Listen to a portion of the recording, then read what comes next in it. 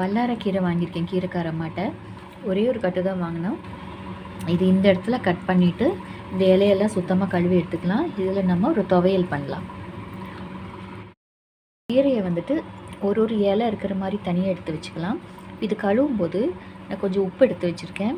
உப்பு போட்டு கொஞ்சம் நல்லா அலசி எடுத்துக்கலாம். எதுக்காக இந்த உப்பு போடுறோன்னா, இதில் பூச்சி மருந்து சப்போஸ் அடிச்சிருந்தாங்கன்னா இந்த உப்பு வந்துட்டு அதோட தன்மையை இழக்க வச்சிடும். நம்ம கீரை சாப்பிட்றதுக்கு சேஃபாக இருக்கும். அதனால தான் ஒரு 5 மினிட்ஸ் இப்படி ஊற வச்சுட்டு அலசி நல்லா எடுத்துக்கலாம். இந்த இலையெல்லாம் நல்லா கழுவி தண்ணியில் பிழிஞ்சு வச்சுருக்கேன். இது கொஞ்சம் தேங்காய் எடுத்து வச்சுருக்கேன், கொஞ்சம் புளி, கொஞ்சம் உப்பு, அப்புறம் இதை வறுக்கிறதுக்கு ஒரு 2 டீஸ்பூன் துவரம்பருப்பு, 1 டீஸ்பூன் மல்லி, வர கொத்தமல்லி, ஒரு காரத்துக்கு தகுந்த மாதிரி மிளகாய். நான் 4 மிளகாய் வச்சுருக்கேன்.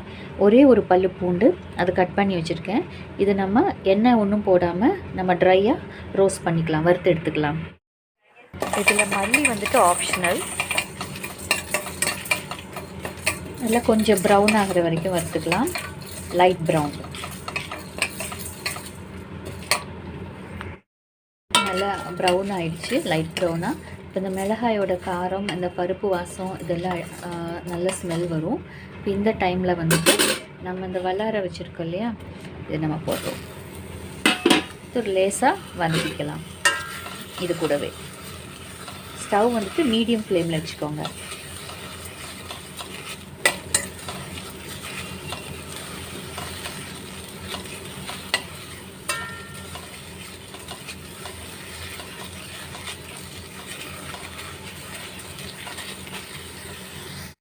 இப்போது அது கூடவே இந்த தேங்காய், புளி, உப்பு ஆட் பண்ணிக்கலாம். ஸ்டவ் ஆஃப் பண்ணிவிட்டு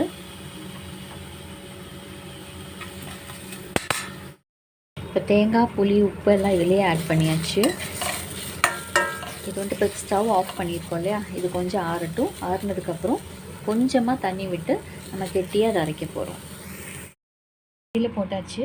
ஃபஸ்ட்டு தண்ணி ஊற்றாமல் ஒரு 2 சுற்று சுற்றிட்டு அப்புறம் கொஞ்சமாக தண்ணி ஊற்றி அரைச்சிக்கலாம். இப்போ இது இப்படி குறகுறப்பாக அரைச்சிருக்கோம். இப்போ கொஞ்சம் தண்ணி ஊற்றி அரைச்சிடலாம். இந்த மாதிரி குறகுறன்னு அரைச்சி எடுத்துக்கலாம். இது வந்துட்டு சூடு சாதத்தில் போட்டு சாப்பிடும்போது ரொம்ப டேஸ்ட்டாக இருக்கும். இந்த வல்லாரை வந்துட்டு ஞாபக சக்தியை தூண்டும். அதுவும் இல்லாமல் சிலருக்கு பசியே எடுக்காமல் இருக்கும் இல்லையா, அப்போ இந்த மாதிரி துவையல் பண்ணி சாப்பிடும்போது நல்லா பசி எடுக்கும். நல்ல ஜீரணத்துக்கு இது ஹெல்ப்ஃபுல்லாக இருக்கும். நம்ம சப்போஸ் நான்வெஜ் எல்லாம் ரொம்ப ஹெவியாக சாப்பிட்டோம்னா, பிரியாணி அந்த மாதிரி இந்த துவையல் வச்சு சாப்பிடும்போது நமக்கு ஈஸியாக டைஜஸ்ட் ஆயிடும். நான் ட்ரை பண்ணி பாருங்கள். இந்த மாதிரி வல்லார துவையலெல்லாம் அட்லீஸ்ட் மாதத்துக்கு ஒரு தடவையாவது எடுத்துக்கணும். இது சூடு சாதத்தில் சாப்பிடும்போது இந்த துவையல் நல்லாயிருக்கும். தேங்க்யூ. தேங்க்ஸ் ஃபார் வாட்சிங்.